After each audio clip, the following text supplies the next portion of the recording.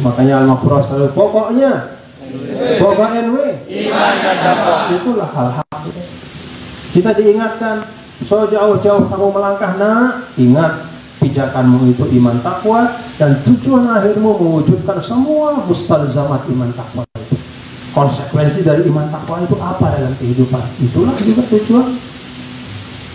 Makanya dua ungkapan itu mengajarkan kita pada saat yang sama adalah tamassuk dan juga mas'uliyah.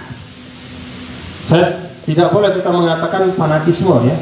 Kalau fanatisme itu bahasa Arab ta'assub, itu nggak boleh. Yang boleh itu tamassuk. Tamassuk itu berpegang teguh. Pokoknya NW itu tamassuk. Tapi pada saat yang sama, dalam tarikan nafas yang sama, diajarkan mas'uliyah. Pokoknya NW-mu itu maksudnya apa? Pokok NW iman dan takwa.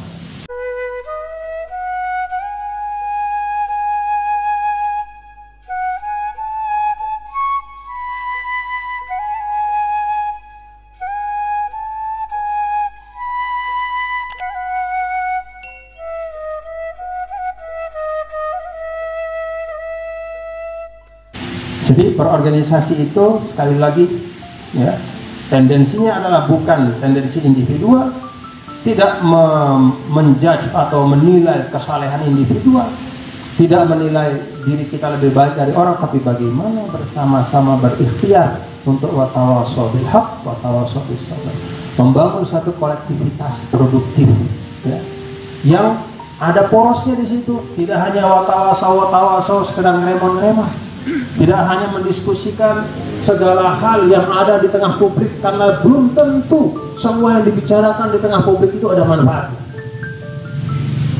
Coba kita lihat, misalnya mohon maaf, begitu ada orang kena musibah, mohon maaf, ada musibah, misalnya tokoh terkenal suaminya meninggal, amin di media, nonton nggak ada suami dari seorang artis meninggal, ya di publik, dibahas dari A sampai Z-nya.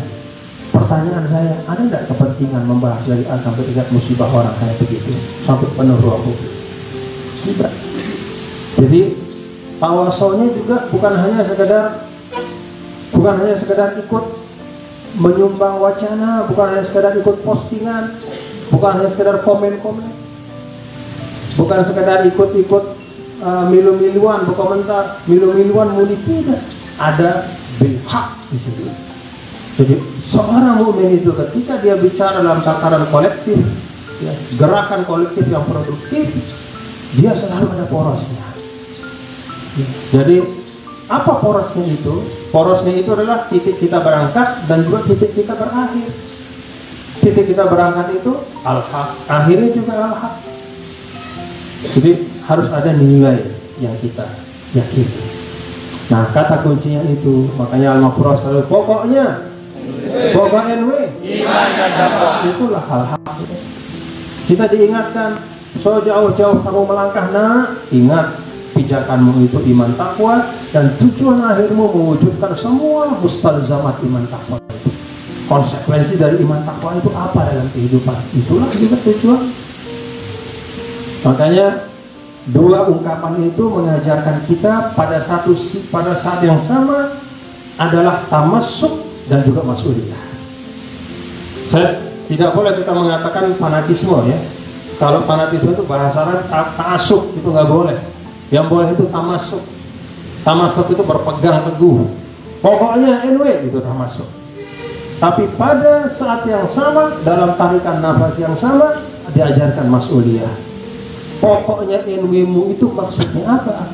Pokok NW iman dan takwa. Coba dibaca ya, dipahami. Jangan sampai kita teriak pokok NW iman takwa, tapi tidak bisa kita wujudkan. Dalam konteks sekarang ya, keseluruhan apa sih sebenarnya yang relevan, bagaimana kita menyuarakan, membahasakan Islam, membahasakan nilai-nilai Islam, menyiarkan Nahdlatul Wathon. Dan sekali lagi, adik-adik, karena konteksnya adalah yang ketiga tadi, maka ini membutuhkan kebersamaan. Watawasau bil haq watawasau bis sabr. Watawasau bil haq itu adalah fondasi kita. Sekali lagi pahami betul ya, bahwa watawasau itu membuka ruang partisipasi. Jadi Himah ini jangan menjadi organisasi yang struktural. Maksud struktural itu ketuanya bergaya-gaya, anak buahnya harus ikut, tidak begitu. Jadilah organisasi yang fungsional. Semua elemennya penting. Karena konteks yang ketiga itu juga watawasau, tidak ada pembedaan di situ. Artinya al-amir yusi wa yusa, wal ma'mur yusi wa yusa. Pemimpin bisa berwasiat, menasihati dan dinasihati. Yang dipimpin juga diarahkan dan juga bisa memberi masukan. Itu watawasau. Jadi ada takaful, tidak ada struktur B atas B bawah, B bos B anak buah, tidak ada. Watawasau. Kalau kata Rasul Shallallahu Alaihi Wasallam ya, bahwa an-nasu sawasiyah, bahwa orang mukmin apalagi manusianya sama setara, apalagi orang mukmin, dalam arti tugas dan fungsi yang mendasar dalam kehidupan. Nah kemudian ditambahkan lagi. Ini yang ketiga, ini ada 3A 3B. Apa 3B-nya? Watawasau bis sabr. Nah kalau tadi konteksnya adalah al-haq, itu adalah fundamen ya, fundamen. Kalau kita bicara al-haq, maka kita cari kebenaran, bukan kita lihat siapa yang bicara. I'rifil haq ta'rif ahlahu. Cari kebenaran, kamu tahu siapa ahlul haq itu. Tapi kalau kita mengikuti orang yang ngomong, walaupun dia ngomong itu belum berdaya dan keruan, apalagi ngajar-ngajar kita sendiri, cilaka itu. Nah 3B atau jadi penyempurna dari semua ya. Karena manusia itu adalah makhluk yang berada dalam dimensi ruang dan waktu. Kita ini bukan seperti malaikat ya, malaikat itu dia bisa tembus ruang. Kalau kita ini dibatasi oleh Allah, telinga kita dibatasi, tidak bisa mendengar frekuensi yang terlalu rendah atau terlalu tinggi. Mata kita dibatasi, tidak bisa menembus tembok. Kaki kita dibatasi, semua kita dibatasi. Tapi untuk kemaslahatan kita, coba kalau misalnya adik-adik, telinga kita tidak dibatasi sehingga kita bisa mendengar frekuensi yang sangat rendah sekali. Seperti misalnya suara, mohon maaf kalau kata ulama, suara dari orang-orang yang disisa di kubur misalnya, kan tidak bisa tidur gitu. Apalagi yang rumahnya di dekat Sanggeng, kalau Sanggeng ada kuburan Sanggeng, dia udah bawa tidur karena telinganya dibuka, dilepas batasannya oleh Allah. Dia bisa dengar suara lolongan anjing yang nangis, mendengar orang-orang yang disisa dalam kubur, atau suara segala macam hewan-hewan yang selama ini tidak bisa kita dengar karena Allah batasi, dibuka. Pembatasan adalah karunia Allah. Jadi kalau akhir-akhir ini misalnya ya, pernah baca buku Homo Deus ya? Homo Deus itu adalah buku yang menceritakan tentang manusia ke depan. Salah satu yang mau dikejar oleh manusia itu dalam buku itu adalah immortality, kekekalan. Untuk eliminate all physical or mental borders.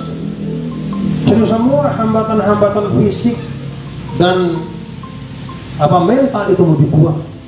Bagaimana supaya bisa manusia bisa mendengar, telinganya telinga bionik, matanya mata bionik.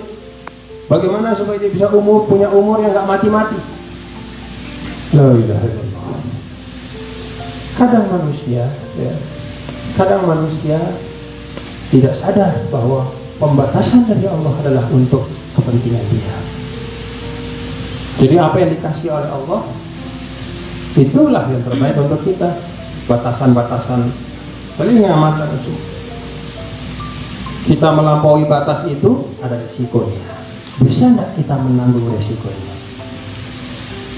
Ada misalnya satu rekayasa genetika tertentu dibuat sehingga manusia bisa menembus pandangan, menembus tembok. Ya kan susah kita. Hadap kanan kamar mandi orang, Apa tuh kita? Tempat tidur orang kan aib-aib gak keluar darinya. Aib orang, aib kita segala macam. Maka Allah batasi itu untuk ditantazimal umur, untuk terjadinya kehidupan yang baik di bumi. Nah intinya adalah, kembali saya, itu sekedar renungan saja, bahwa jangan kita bicara bagaimana menghilangkan semua hambatan-hambatan manusia. Lebih baik kita bicara bagaimana potensi yang ada ini kita hadirkan untuk kemaslahatan.